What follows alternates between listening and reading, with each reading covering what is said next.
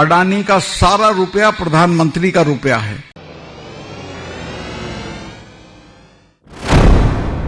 आदाब, मैं हूं मुमताज आलम रिजवी। बात करूंगा वजीर आजम नरेंद्र मोदी की, जो कि 5 रोजा दौरे पर अमेरिका में हैं, लेकिन हिंदुस्तान में घमासान मचा हुआ है। जम्मू कश्मीर के साबिक गवर्नर सतपाल मलिक, जो कि पीएम मोदी के खिलाफ मोर्चा खोले हुए हैं, उन्होंने आज हरियाणा में एक बार फिर दहाड़ लगाई है। उन्होंने वजीर आजम नरेंद्र मोदी पर जमकर हमला बोला है। उन्होंने कहा कि ये जो अडानी का पैसा है, अडानी का नहीं, दरअसल नरेंद्र मोदी का पैसा है। उन्होंने कहा ये सारी कमाई जो है वो किसी और की नहीं है, बल्कि नरेंद्र मोदी की है। ख्याल रहे कि जो सतपाल मलिक कह रहे हैं, उससे पहले खुद दिल्ली के सीएम अरविंद केजरीवाल ने भी विधानसभा, दिल्ली की विधानसभा में यही बात कही थी। उन्होंने कहा कि जो ये कह रहा है कि न खाऊंगा न खाने दूंगा, सच्ची बात यह है कि अडानी का जो भी पैसा है वो सब नरेंद्र मोदी का ही पैसा है, किसी और का नहीं है। ये विधानसभा, दिल्ली की विधानसभा में ये बात अरविंद केजरीवाल ने कही थी। लेकिन अब ये बात सतपाल मलिक कह रहे हैं। उन्होंने अपने प्रोग्राम में कहा कि आखिर क्या कभी ऐसा ये आपने देखा, कभी ऐसा हुआ कि जो शिकायत करे उसी के खिलाफ जांच हो जाए, लेकिन जिसके खिलाफ शिकायत की जाए उसके खिलाफ कोई जांच न की जाए। उन्होंने कहा मेरे साथ यही हुआ है। मैंने जब शिकायत की, रिश्वतखोरी की, मैंने 150 करोड़ की शिकायत की, तो जिसके खिलाफ शिकायत की थी उसके खिलाफ कोई जांच नहीं हुई, लेकिन मेरे पास सीबीआई भेजी जा रही है, मेरी जांच कराई जा रही है। आप बताइए क्या यही है न खाऊंगा न खाने दूंगा नारा? उन्होंने कहा कि जब मैं गोवा का गवर्नर था तो मैंने प्रधानमंत्री से कहा कि यहां के जो सीएम हैं उनकी पत्नी रिश्वत मांगती हैं, सीएम रिश्वत मांगता है। मैंने शिकायत की थी ताकि प्रधानमंत्री, जिन्होंने नारा दिया है कि ना खाऊंगा ना खाने दूंगा, शायद गोवा के मुख्यमंत्री के खिलाफ कोई कार्रवाई करें, लेकिन उन्होंने ऐसा नहीं किया। उन्होंने हमारा ही ट्रांसफर कर दिया। ये बात कह रहे हैं सतपाल मलिक। तो सतपाल मलिक पूरी तरीके से मैदान में आ गए हैं और पूरा एक मुहाज खोल रखा है।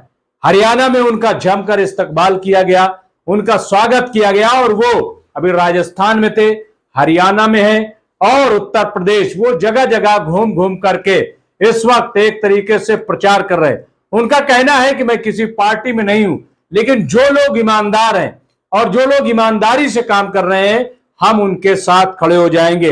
ये कहना है सतपाल मलिक का। आपको मालूम है कि सतपाल मलिक महिला पहलवानों के साथ पूरी शिद्दत के साथ खड़े हैं। इससे पहले सतपाल मलिक ने पुलवामा के मामले को पुरजोर तरीके से उठाया था और उन्होंने ये बताया था कि कैसे पुलवामा में जो हमारे 42 फौजी शहीद हुए थे, सीआरपीएफ के जवान शहीद हुए थे, उनके नाम पर सियासत की गई और मोदी सरकार ने वोट मांगा। अब सोशल मीडिया पर भी काफी हद तक ये चलने लगा है कि दरअसल 2019 में जो जीत हुई है मोदी की, वो किसी विकास के नाम पर जीत नहीं हुई थी, वो किसी काम के नाम पर जीत नहीं हुई थी, बल्कि जो सीआरपीएफ के जवान मारे गए थे उनके नाम पर यह जीत हुई है। तो बहरहाल सतपाल मलिक पूरी तरीके से पीएम नरेंद्र मोदी के खिलाफ मोर्चा खोले हुए हैं। आजकल पीएम मोदी अमेरिका में है, वो योगा दिवस में शामिल हुए, वहां पे योगा किया, लेकिन दूसरी तरफ अगर आप हिंदुस्तान की तस्वीर देखें तो यहां 2024 को लेकर के बड़े पैमाने पर तैयारी चल रही है और सतपाल मलिक एक तरीके से अपोजिशन की भूमिका निभा रहे हैं, अपोजिशन मोड में। दूसरी तरफ 2024 को लेकर के 23 जून को अपोजिशन तैयारी कर रहा है। तो इस तरीके की चीजें आप देखिए सामने हैं। मणिपुर को लेकर के अब तरह तरह के वीडियोस सामने आ रहे हैं।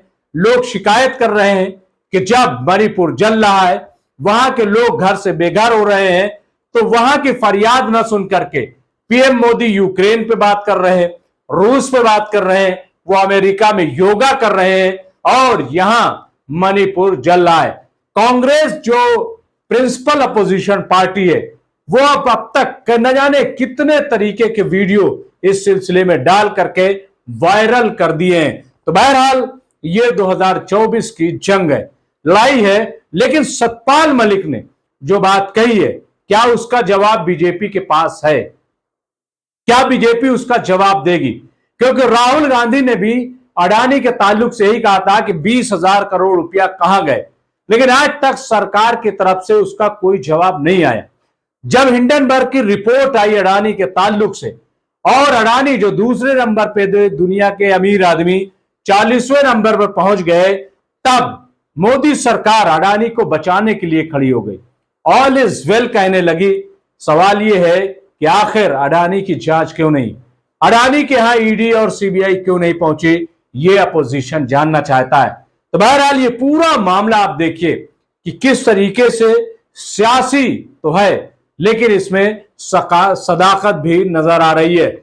सतपाल मलिक कितना असरअंदाज होंगे?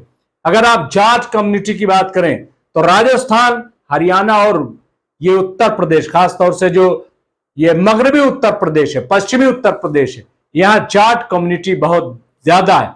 लेकिन इससे बड़ी बात यह है कि एक वो शख्स जो 4 राज्यों में गवर्नर रह चुका है, एक वो शख्स जो भाजपा का वाइस प्रेसिडेंट रह चुका है, वो शख्स जो दौलत के नशे में चूर नहीं है, बल्कि वो आम जिंदगी गुजार रहा है, अगर वो बीजेपी की पोल खोल रहा है, पीएम मोदी की पोल खोल रहा है, तो ये भी देखना होगा कि क्या 2024 में इसका असर नहीं होगा।